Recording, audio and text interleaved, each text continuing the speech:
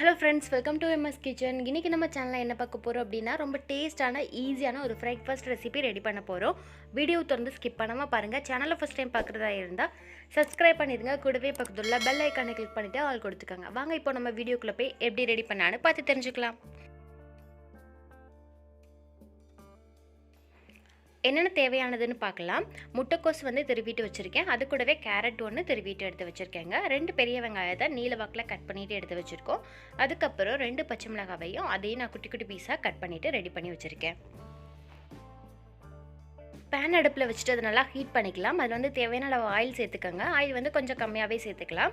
இப்போ நம்ம கட் பண்ணி வச்சுருந்தது எல்லாத்தையும் அதில் ஆட் பண்ணிவிட்டு நல்லா நம்ம இதை வதக்கிக்கலாங்க. கொஞ்சம் நேரம் அதோட பச்சை வாசனை போகிறதுக்காண்டி லைட்டாக நம்ம இந்த ஆயிலே அதை வதக்கிக்கலாம். இந்த மாதிரி வதக்கினதுக்கு அப்புறம் காரத்துக்கு கொஞ்சமாக நம்ம இது கூட மிளகாய் தூள் ஆட் பண்ணிக்கலாம். கூடவே இது கூட கொஞ்சமாக நம்ம பெப்பர் பவுடர் ஆட் பண்ணிக்கலாம். இதுக்கு தேவையான அளவுக்கிட்ட நான் கொஞ்சமாக உப்பு சேர்த்துருக்கேன். உப்பு சேர்த்து தான் அது எல்லாத்தையும் சேர்த்து நல்லா வதக்கினேன். இப்போ பாருங்கள், ஓரளவுக்கு நல்லா வதக்கியாச்சு. இந்த மாதிரி வதக்கினதுக்கப்புறம் அடுப்பை ஆஃப் பண்ணிவிட்டு நம்ம இதை தனியாக எடுத்து வச்சுக்கலாங்க. அடுத்து நம்ம ஒரு பவுல் எடுத்துக்கலாம். இப்போ இதில் நான் எக்கு ஆட் பண்ணிக்க போகிறேன். நான் ஒரு 3 எக்கு இது கூட ஆட் பண்ணிக்க போகிறேன்.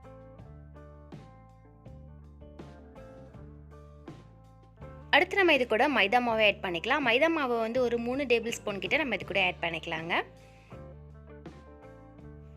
இது கூடவே 3 ஸ்பூன் கிட்ட கார்ன்ஃப்ளவர் மாவும் ஆட் பண்ணிக்கலாம். இதுக்கு தேவையான அளவு கிட்ட நம்ம இது கூட சால்ட் ஆட் பண்ணிக்கலாம். இப்போ ஒரு விஸ்க் வச்சு இது நல்லா கட்டிப்படாமல் நல்லா அதை மிக்ஸ் பண்ணி விட்டுக்கலாங்க. கட்டி இல்லாமல் நல்லா மிக்ஸ் பண்ணதுக்கப்புறம் இது கூட காரத்துக்கு கொஞ்சமாக மிளகாய்த்தூள் ஆட் பண்ணிக்கலாம். 1/2 ஸ்பூன் கிட்ட நான் இது கூட மிளகாய்த்தூள் சேர்த்துருக்கேன். அதுக்கப்புறம் இதுக்கு தேவையான அளவுக்கிட்ட பெப்பர் பவுடர் நம்ம இது கூட ஆட் பண்ணிக்கலாம்.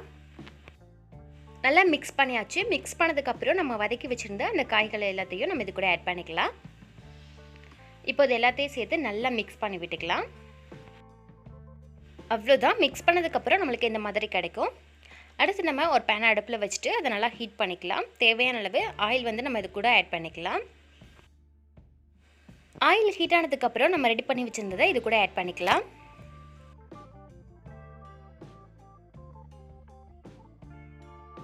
இந்த மாதிரி இது கூட சேர்த்ததுக்கப்புறம் திரும்பவும் நம்ம லைட்டாக பெப்பர் பவுடர் ஆட் பண்ணிக்கலாம். இது கூடவே கொஞ்சமாக வெள்ளை எள்ளு இருக்குல்ல, அதை நம்ம இது கூட ஆட் பண்ணிக்கலாம். இது எல்லாம் செய்ததுக்கப்புறம் ஒரு மூடி போட்டு நம்ம நல்லா வேக வச்சுக்கலாம். அடுப்பை சிம்லேயே வச்சுட்டு நல்லா வேக வச்சுக்கலாங்க.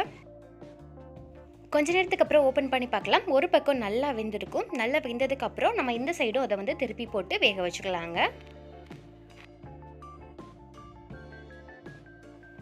திரும்பவும் ஒரு மூடி போட்டு நம்ம அடுப்பை சிம்லேயே வச்சுட்டு நல்லா வேக வச்சுக்கலாம். கொஞ்ச நேரத்துக்கு அப்புறம் நம்ம அதை ஓப்பன் பண்ணி பார்க்கலாம். நல்லாவே வெந்திருக்கோங்க. இப்போ நம்ம அடுப்பை ஆஃப் பண்ணிவிட்டு நம்ம இதை ஒரு பிளேட்டுக்கு மாற்றிக்கலாம். அவ்வளோதான். ரொம்ப ஈஸியான டேஸ்டான ஒரு பிரேக்ஃபாஸ்ட் ரெசிபி நம்ம ரெடி பண்ணிட்டோம். இப்போ நம்ம இதை பீஸ் போட்டு ரெடி பண்ணி எடுத்துக்கலாம். உங்களுக்கு பிடிச்ச மாதிரி நீங்கள் இதை கட் பண்ணிக்கோங்க.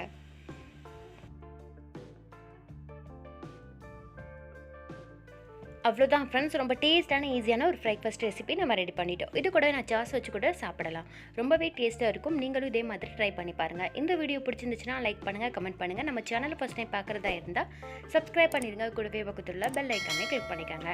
இந்த வீடியோ உங்களுக்கு ரொம்ப பிடிச்சிருந்துச்சுன்னா உங்கள் ஃப்ரெண்ட்ஸ் அண்ட் ஃபேமிலி கூட நீங்கள் ஷேர் பண்ணிக்கோங்க. ஓகே ஃப்ரெண்ட்ஸ், பாய். இதே மாதிரி இன்னொரு வீடியோவில் நம்ம மீண்டும் சந்திக்கலாம்.